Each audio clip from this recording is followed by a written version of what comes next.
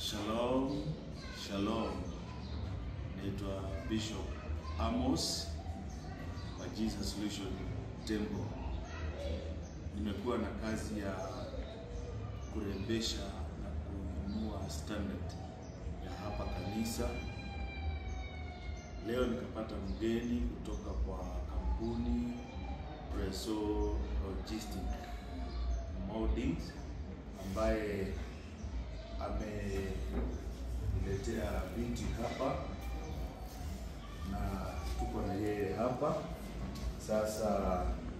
Amemaliza kutengeneza tayo za kanisa. Sasa viti zimeingia leo, nilihama kutoka upande ule, lakini asipotuelezea kama ameleta itabidi tumrudishie. Kwa hivyo sasa Preso tuelezea ni kazi gani ambao umefanya ulete viti kama hizi. Mungu mbele, hakuna mkate mgumu mbele ya chai. So mimi viti venye nimeleta siwezi rudisha, kwa sababu hii ni kazi ya Mungu. Na kununua viti kama hizi ile ilifanya ninunue viti kama hizi, nimekuja nimeona kwangu kwa nyumba ninaangalia viti kama hizi. Huyu ni mtumishi wa Mungu, amekuwa ananiombea baraka, Preso, kazi yako ifunguke kila mara. Lakini kazi ikienda kufunguka, unapata wengi tunaweza ingia kwa klabu tunakunywa pesa mingi. Mimi nikaona hiyo pesa nisanye nikuje ninunulie Bishop viti atoke kwa viti za plastiki, kwa sababu kwangu kama sikalii plastiki, kwa nini mtumishi wa Mungu akalie plastiki? Ndio maana nimeleta hizi viti na bado tutafanya kazi ya Mungu. Wale watu wako hapa nje, vijana kama nini, wazee, kuna kitu nataka kukuambia. Kuna watu wana believe na wanaamini waganga. Huyo ni mtu hata kusaidia ni binadamu. Baraka zote zinatoka kwa Mungu. Kuna watu, mimi kama Preso, mamangu alinipeleka kwa kanisa, akanipeana kwa kanisa nikiwa kijana mdogo. Na chenye najua Mungu anabariki ile mkono inatoa kitu inapeana, ndio inabarikiwa. Kwa church mnaweza pata tuko watu wengi. Na tukiwa watu wengi unapata wengine hawabarikiwi na wengine wanabarikiwa, kwa sababu mimi nikipiga magoti nikiomba, naweza ambia Mungu nikumbuke na zile viti nilienda kununua kwa church. Hiyo maombi inaenda direct. Mtu mwingine hajainunua kitu na anataka kubarikiwa, unapata hiyo ngumu. So unapata maombi yake ina delay. Na maanisha hivi, tufanye kazi ya Mungu na Mungu atazidi kutubariki na kutuinua na kuinua familia zetu, hata mienendo yetu. Thank you. Na labda kuna mtu pale nje ambaye anaamini kuchukua 1,000 ufanye kanisani ama 2,000 ni kitu ngumu, na anashindangwa kabisa, anasikia moyo anashindwa na analemewa, na akiangalia anajiuliza, hii pesa nikienda nikipeleka huko hiyo itaenda kusaidia wachungaji, anakosa kuelewa ni kazi ya Mungu.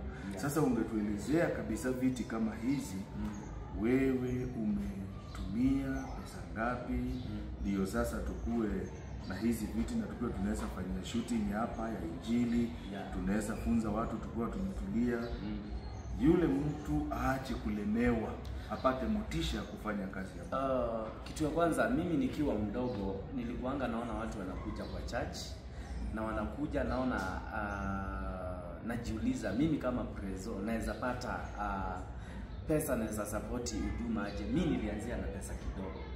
Hiyo unapata hata ukileta 500 kwa kanisa, hiyo inaenda inanunulia mtumishi maji, unaweza pata inanunua bairo kama hii. So unakuwa unafanya kazi ya Mungu. Na hapo chini unaanzia, ndipo Mungu anaendaga akikuinua tu polepole. Mimi si kwanza ati na pesa mingi ndio nikuja kufikia kwa hizi viti. Nilianza hapo chini, kukuja kanisani kufangia, na kuja kanisani naanza kucheza kama gitaa. So kazi ya Mungu inakuanga mingi. Si lazima ati ukue na pesa mingi. Kanisa inakuanga na mambo mingi. Hata unaweza kuja upanguze viti nini. So usikuje kusema ati no. Kila kitu kidogo yote Mungu anaikubali. Labda pia tumeuliza kwa sababu sisi wachungaji tushaona mtu ametoa pesa kanisani kidogo kidogo, bibi anaingia na fujo, anasema leti hiyo 10,000 ambayo imewekwa hapa. Sasa tunatoa tunampee, watu wanabaki wakishangaa. Sasa wewe na mke wako unamwelezanga haji wakati unafanya kazi ya Mungu, unafikia mahali kupatana mnaifanya, bila itilafu kwa nyumba, na ile ni pesa inatoka, ile si pesa inaingia, unazuia hiyo namna gani? Kitu ya kwanza, bibi yangu ameona mahali Mungu ametutoa. Tumeng'ang'ana sana, tumepitia shida, lakini ile siku tulianza kufanya kazi ya Mungu, so bibi yangu anajua hata nikipeleka milioni kwa church ana shida, kwa sababu anajua hiyo milioni Mungu anaweza times 10. So yeye anajua tukienda kufanya kazi ya Mungu mambo inaendelea, kama ni kazi inaendelea kupanuka, unapata hakuna magonjwa. So bibi yangu anaelewa vitu kama hizo. Wale wengine wako hapa nje, unapata kama ni bwanako analeta kuja kufanya kazi ya Mungu, usimzuie, kwa sababu hizo ni baraka unazuia kwa boma yako.